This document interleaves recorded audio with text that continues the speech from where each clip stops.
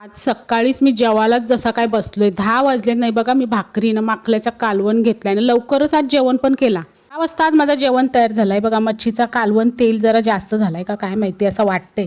माकल्याचा कालवण सुका करायचा होता पण थोडासा रश्शेदारच झाला. असो ना, आता हे दाखवायलाच नाही पाहिजे होता. यात होती गाबोली मस्तपैकी कांद्यावर फ्राय केलेली, पण ती संपली आता.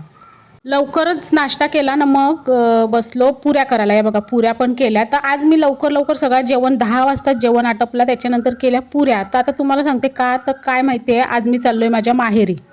असंच आईची आठवण आली तर बरं जाते. अचानकच ठरवलं का मी जाते, घरी सांगितलं मी जाते लवकर, तुम्हाला जेवण करते ना जाते. मग बरं चाललोय तर आता आईला आमरस न पुरी पण नेते न, मग थोडासा हळदीवरचा चिकन पण केलेला, कारण आईला आहे ना हळदीवरचा चिकन आवडतं, म्हणून मग आमरस पुरीनं थोडा चिकन पण घेतला.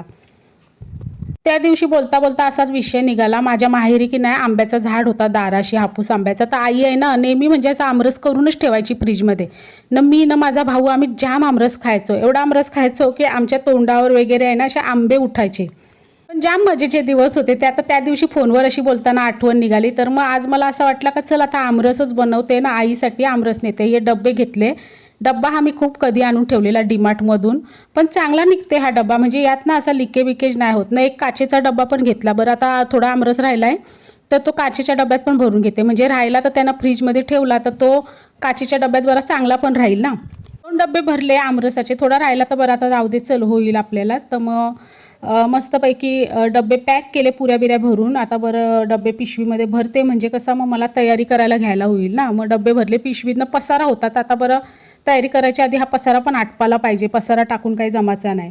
सगळा आवरला, पिशव्या आणल्या बाहेर. नाही बघा डेस्टिनी घेऊन चाललोय, पण डेस्टिनी काय मी आईच्या घरी नाही न्यायचं हो. डेस्टिनी फक्त मी नेईल NMT स्टॉपपर्यंत. म्हणजे काय माहिती, मला हायवेने अजूनपर्यंत स्कूटी न्यायला भीती वाटते, त्याच्यामुळे मी NMT स्टॉपपर्यंतच नेईल ना. आता ऊन एवढा झाला आहे सांगू तुम्हाला, का स्कार्फ बांधायलाच लागते.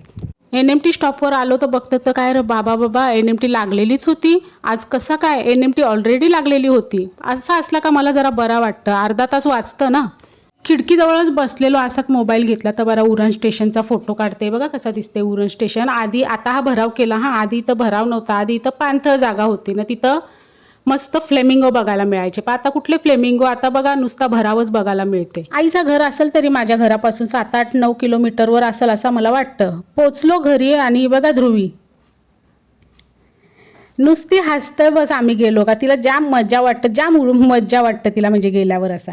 आमरस दिला ना, जेवायचा टाइम झाला तर वहिनी ऐकत नाही, बोलतं थोडासा तरी जेवून जा. मी बोललो मी भाकरी खाऊनच आलो, पण बोलतं थोडा जेवा. नाही बघा ध्रुवी बाल जेवायचं नाव नाही, पण नुसता पाणी पित बस.